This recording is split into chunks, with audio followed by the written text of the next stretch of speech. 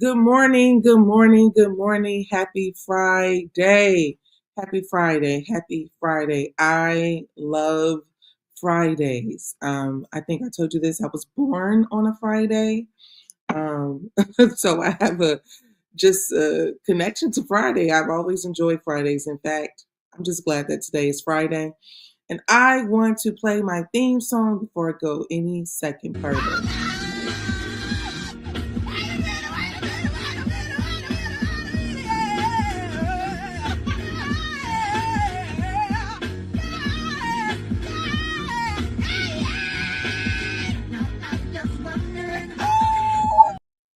All right, we have to be able to get ourselves in a good mood at all times. And before I go even further than that, I want to say a really quick prayer. We do this every weekday, Monday through Friday. I do the Madam President Morning Show where I give you the latest news, the bold truth, and I'm 100% politically incorrect. Heavenly Father, thank you so much for this Friday. We really appreciate you for allowing us to be on this side of the world. Thank you for your continuous grace. Thank you for your love. Thank you for your peace. Thank you for being the power source in our lives for all of our needs. In your name we pray. Amen. All right, got to get that done. I don't want you all to forget that this is brought to you by FlyNubianMoney.com. FlyNubianMoney.com is where you go when you want to get your money up and you want to get your mind up. That's right. Whenever you think about advancement, whenever you think about better, you should be thinking about flynubianmoney.com. And you can text Queens to 87948 if you would like to keep up with all of the women of Fly Nubian Queen. Also, I'm just going to hop right in. And I recently saw that for some reason they decided that they want to remove Harriet Tubman from the national website, National Park Services. They scrubs Harriet Tubman name from Underground Railroad website. Huh? What?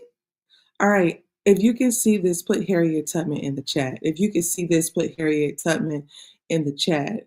The reason that I wanted to bring this story to your attention is because it is delusional to think that you can remove the creator of the Underground Railroad from the Underground Railroad.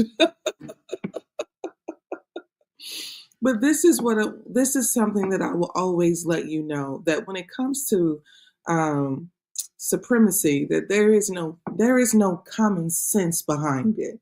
Like there is no rationale behind malice, evil, vile rhetoric. There is no logic, no reasoning, no God, no any of it behind something that is just stupid. But let me read this to you really quickly. Neighbors, this is so disrespectful. According to the Washington Post, the National Park Service has edited its What is the Underground Railroad webpage, removing references to Harriet Tubman and softening the language about slavery. Once featuring a large photo of Tubman and a quote describing her role as a conductor, the page now displays postage stamps highlighting abolitionist figures and emphasizes black/white corporation. Um, the previous mentions of the Fugitive Slave Act of 1850 have also been deleted. This was initially reported by the Washington Post and changed to the site can be tracked using the Wayback Machine, which archives older versions of web pages. In a statement to the Post, a Park Service spokesperson said the agency is committed to telling nuanced and difficult stories about American history. Well, you already know. You already know. If you are committed to telling nuanced and the truth about American history, then there's no reason to remove Harriet Tubman's name. If you are committed to telling the truth about American history, then there is no reason to remove Harriet Tubman's name, her as the conductor, her image, or anything else as relates to Harriet Tubman. The Underground Railroad is Harriet Tubman. It's her. There is no substitute. There is no other figure. She is it. In the words of the young folks today, she is her. Okay? She is her. There aren't many Harriet Tubmans on the planet. All right? There aren't many people that will literally sacrifice their own life for the well being of others. You got Jesus Christ, and you got a few others, and you got Harriet Tubman in there. Sacrificial people that says, I care about people. Nobody should be a slave. That was Harriet Tubman's philosophy. No one should be a slave. Thank you. There is only one Harriet Tubman. Only one. Only one.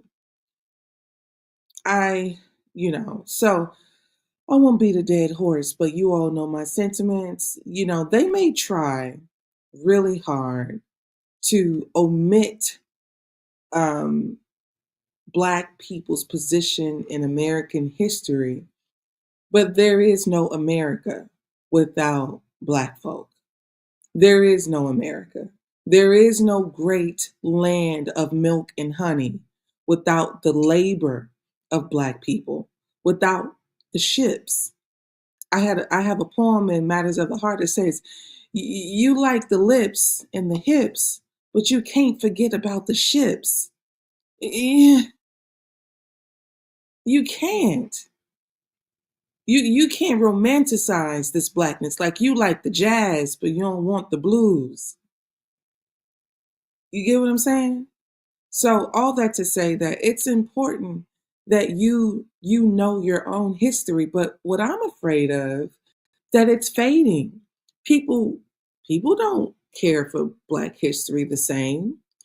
In fact, if you ask young people, if you genuinely ask extremely young people, let's say 10 and 12-year olds, like about some Black historians, they are not aware. They're becoming far removed from, you know, the past of America. I don't know if it's a good or bad thing. There are some elements to moving on from the past, but there is also a hardcore reality that you got to know where you come from to know where you're going. And also, too, you have to know that you don't come from the things that they said that you come from. So, it's a lot.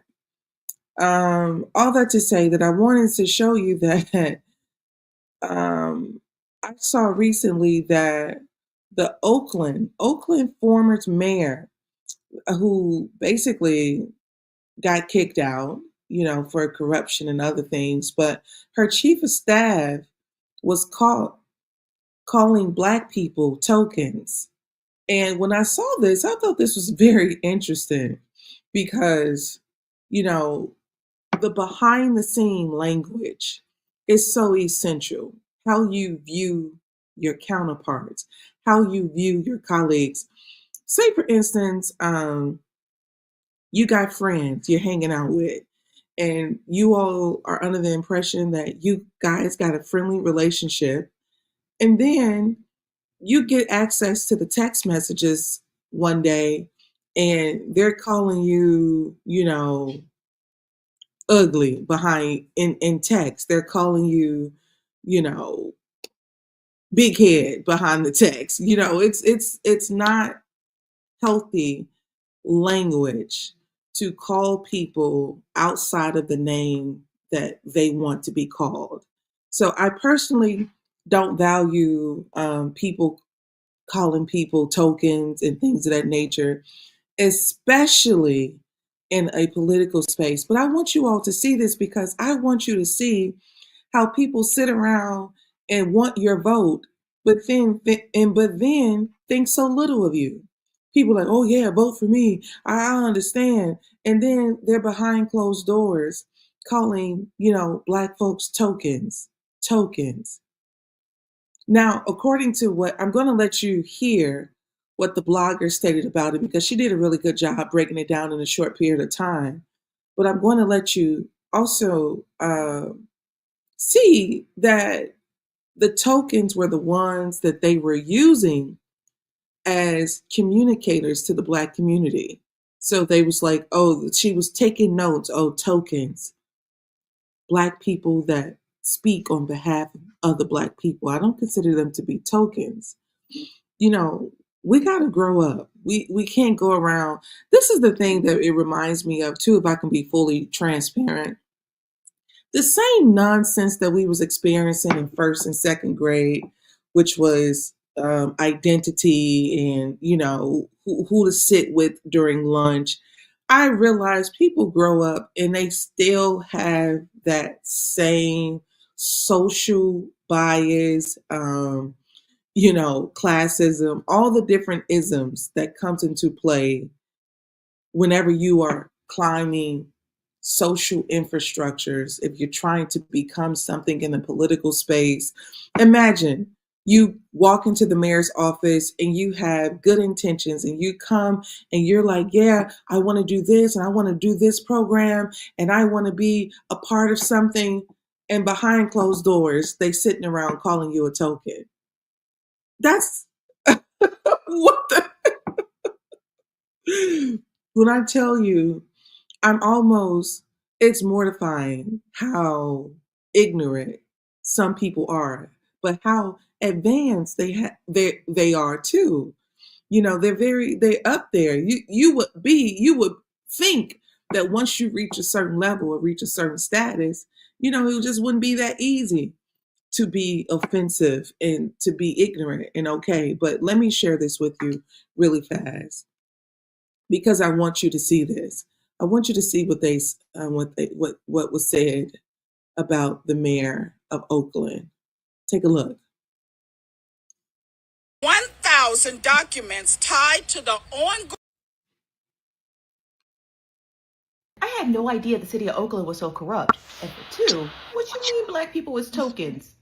Oakland NAACP came out slugging today after over the weekend, interim mayor Kevin Jenkins fired Lee Hansen, Oakland chief of staff and former chief of staff to Mayor Sheng Tao. Reports emerged about notes she took last year that referred to Black people as tokens. Hansen released a statement saying, I regret that my shorthand note-taking has been taken out of context on social media and inadvertently harmed close friends and colleagues. The release of nearly 1,000 1,000 documents tied to the ongoing federal investigation into Tao appears to confirm what many in Oakland black communities have long suspected. African Americans are not token. No matter how you might want us to be, we're not. We're not tokens. Now, this is the chief of staff. She goes by the name of Lee Hansen. For one, I had no idea the city of Oakland was so corrupt. And for two, what you mean black people as tokens? Oakland NAACP came out slugging today after over the weekend, interim mayor Kevin Jenkins fired Lee Hansen. Oakland chief Appears to confirm what many in Oakland black communities have long suspected. African Americans are not token. No matter how you might want us to be, we're not. We're not tokens. Now, this is the chief of staff. She goes by the name of Lee Hansen. Now, in her note taking, she was actually just jotting down different talking points and different ways they could strategize about being recalled. But if you take a closer look, you can actually see where she writes down outreach to the NAACP use black people as tokens. Like, girl, you wasn't fooling nobody. And to think that you were trying to tell people, oh, it's just my note taking. Then what does use black people as tokens mean in your traditional note taking? Like, miss me with that. And it doesn't really matter what statements the former chief of staff or the former mayor put out. Y'all are under federal investigation, and you should be glad that the city of Oakland didn't drag you out into City Hall and tar and feather y'all. Appears. Well, remember recently in California, you had the conversation of reparations, you had the restructuring of the land. A black family was fighting for land that was on a beach, and they were awarded the land and property and the millions of dollars that they were due. So there's a lot of things happening in California as it relates to black political progression. And so let's just say that what's happening and what's being revealed, it's not surprising. And the reason that it's not surprising is because the stakes are high. People want to be the mayor. People want to be the chief of staff, especially of a place like Oakland. There are conversations and things brewing. Now, with the current administration on a federal level, I don't know how active a lot of those things that they were working on would be under this current administration. So a lot of things could be put to a halt. But what you will see is, Oakland had a lot of restructuring, they had a lot of crime that they were trying to, figure out, a lot of car break-ins. I was recently in Oakland, maybe about a year ago. I got a chance to check out the museum over in Oakland. Went to a black-owned restaurant. It was very nice. It's a beautiful place. However, what's going on politically is not anything new. Don't get me started talking about the NAACP and the role that it has always had in our integration. That's just period, point blank. It's kind of interesting that she would write token though, right? Because she like, if I need to reach out to the NAACP and get black people, we need a token. Who is the token? Like, no, this is why some black people, we need to learn how to mind our business. We need to learn how to mind our business in certain affairs. We just take on too much nonsense. All right, and I saw this video. It was a very emotional video. A grandmother was telling her grandson goodbye. For the most part, this young man was in a interrogation room in jail, and the grandmother came, and the grandmother just was telling her, I think they said he was 15 years old. She just was telling him that, I don't know what's going to happen to you. I don't know what's going to happen to you. However, I will say, you should have listened to your parents. We forget very frequently that a lot of hardship, a lot of discourse is through our inability to use our soft skills like listening. Listening is important. A lot of people may say, Oh, I hear you, I feel you. When we were younger, our parents say, don't do that, don't go there. And we thought they were trying to be controlling. We thought they was trying to ensure that we didn't have fun. In some cases, they was just trying to keep us safe. We couldn't even fathom it. They were not like trying to stop us from having fun. They were trying to keep us safe. And it's very difficult to try to keep a child safe that refuse to listen. So as a people, we need to listen. Our children need to see us listening.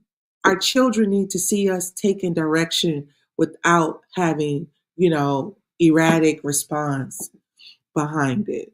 So that they can not just be told what to do. They can see that, hey, there is a hierarchy. There is time where you have to listen to authority. There is time where you have to stand up for yourself. And we got to figure out when to know when those times are. So that's very important. So take a look at this, video that a lot of people are sharing right now online. He was 15 years old and he got 35 years for a murder charge. Take a look at it right here.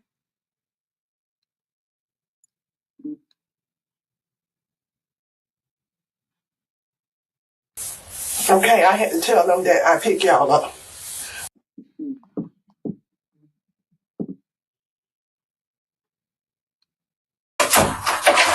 Come on, okay? I'm sorry you got to go through this, but all you had to do was listen to your parents. Okay? Okay? I don't know how things gonna turn out for you. I ain't got no idea how nothing gonna turn out. No idea at all. Okay, I had to tell them that I pick y'all up. Okay? I had to tell them I pick y'all up, okay? Mm-hmm. Okay. But I didn't know nothing. I didn't know nothing this second. I told y'all don't tell me nothing. Didn't I tell you that? Mm-hmm. Okay. All right, baby. So I'm so sorry you got to go through what you're going through. But if God help you out of this, please get yourself together, baby. And it's going to take a miracle. It's going to take a miracle that we don't have. You can turn me loose now. You can sit back down because I don't know what's going to happen, baby. I don't know what's going to happen. Your grandma don't know. Ain't nothing we can do to help you now. It's all over now. I know. It's a hard pill to swallow. You see my brother no more. No, nobody. Nobody. Nobody. That's why when you have your precious time, it should be precious time.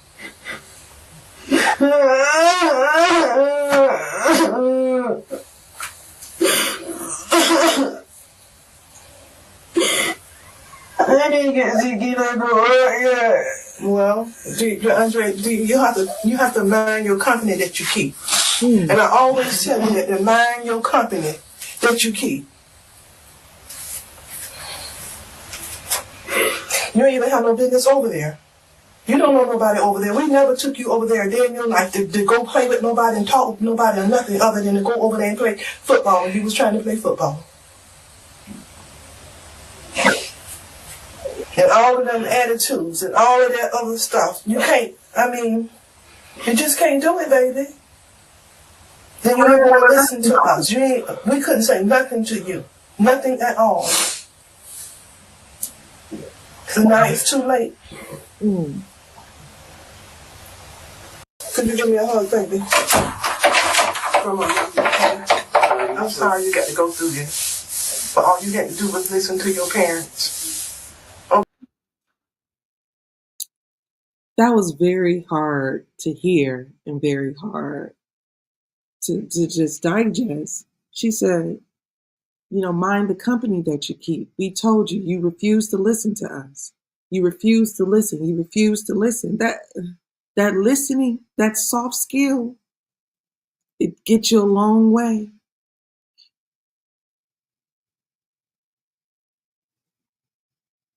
Mind the company that you keep. You had no business over there.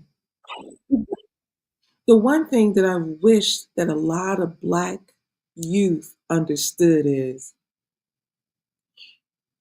the rules don't apply. The judges give you, your cousin, your friend, and your friend's sister, they'll give all of y'all 35 years. They won't have, they won't think twice about it. They won't think that, oh no, we only can give one, only one person is responsible. They will make all of you responsible. And I hear people, well, what about your due process? And you have none. You don't have no due process. You don't have no money. You don't have the resources. And then behind that, I need you to understand you can't go toe to toe with people that would feed alligators Black babies. You can't go toe to toe with people who would sexually assault women. You can't go toe to toe with people who will sexually assault men, butt break them in the middle of their community. You can't go toe to toe with people who will whip you on your back until you are halfway dead. You can't. There is no way in the world I want you to put your life in the hands of a system that's been attacking you since the day that you got to America. There is no way I want that for you. No way.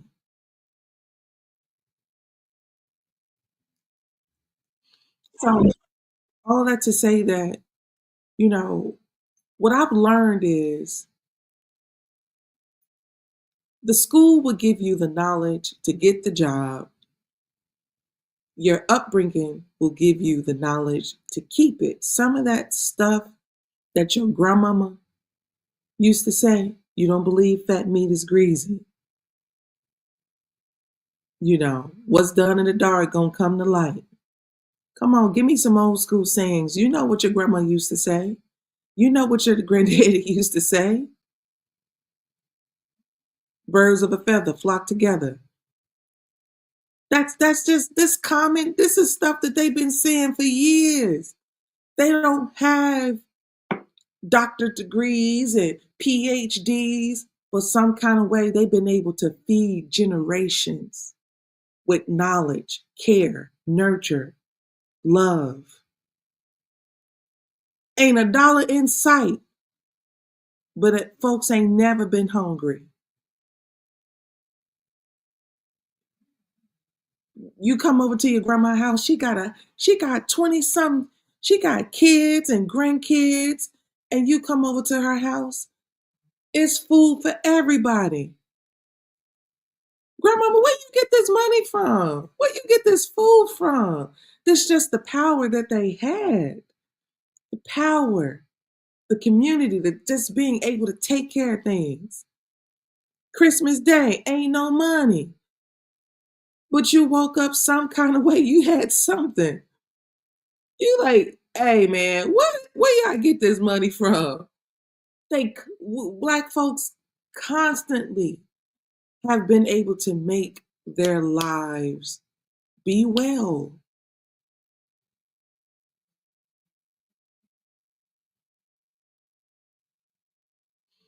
Yeah, my sister over here on Instagram, she said 40 new prisons are under construction and 11 of them are for women. Please don't think they are building them without having plans to make sure those prisons will be filled to capacity. Absolutely. You have a vile system. You have a vile system. That means that system want you to be out of character. That system want you to make the mistake. That system want to see you under the jail. But as you know, I do this every week, Monday through Friday. I'm out of time. I've had a good time with you. This is our show for Friday. Um, Feel free. This is what I would like for you all to do. If you can go to madampresident.com. I would like to have your email. If nothing else, go to madampresident.com. I'm going to put it in the chat. You should follow me on my YouTube channel as well. You should sign up for every single thing that I have available for you to sign up for. I am not letting up. I'm tired of playing myself small. I don't want um, young girls to believe, to be under the impression that everything is going to be easy. In fact, one of my favorite therapists has been talking about capacity. She's been talking about capacity, how everything is about diagnosis and calling people different names, and not really talking about how life is about capacity. There's good days, bad days. Do you have the capacity, the bandwidth, the strength, etc.? So all that to say that go to madampresident.com, get you a free journal. Don't let up. This is our weekend. I hope you can do some planning for your business this weekend. I hope you can do some planning for your dream this weekend, whatever that is. I hope that you can spend some time just knowing that you got something that the world needs. Don't give it, don't think that everything is just everybody else. You just your eyes on everybody else. Look at this person. Look what they doing. Look where they going. Look at you. Look at all the things that you've been through. Look at all the places that you've been. Look at all the times that you've survived your worst day. Look at you. Look at how many times you've been overlooked, underappreciated, and you still don't have an evil attitude to others. Look at you. You are managing your life very well. Look at you. You got every reason to want to pop pills. You got every reason to want to drink yourself to sleep. And you don't. Look at you. Phenomenally. You're doing well. Social media gives people this illusion. But as a person who's very active on social media, I want to let you know I ain't posting all my low moments online. No, it's not the nature of social media. Therefore, like many other people, don't look at people's social media. Don't believe that just because of their social media, it is the testament of everybody's reality. It is social media. It is the one place where you can create your own reality. I can show you all the flights I've been on. Oh, I've been to Europe. Oh, I've been, to Rome and Paris, and I've been so many places. So what? So what? Do you have peace? Some people are traveling 24/7 to escape themselves, and they get to every place that they get to and they are still miserable. You see them, oh, look at them. They in Cabo. They fighting in Cabo. They ain't even having fun. They ain't posted every moment of Cabo online because there's no peace within. I want you to be better than everybody else. I want you to have real peace. I want you to have real longevity. I want you to have real life. America is a place that is keen on um, consumerism, shallow, I hate to say it, but vanity. We won't talk about vanity as much as it's here. People are vain. We have a vain society. But let me tell you something too. In that vain society, they are spending a lot of money to improve on how they look on the outside, but it's not improving how they feel on the inside. You hear me? They all the money. I'm going to get this. I'm going to get that. I'm getting this done. I'm getting that done. And you still feel ugly. You still feel miserable. All that shit don't matter. This is why I'm me. I am here to be 100% politically incorrect and tell you the truth. To tell you the truth. All right, I'm done. I'll let you get to it and have a good weekend. I appreciate you. Thank you so much for being with me all week. All right, I'll see you on Monday.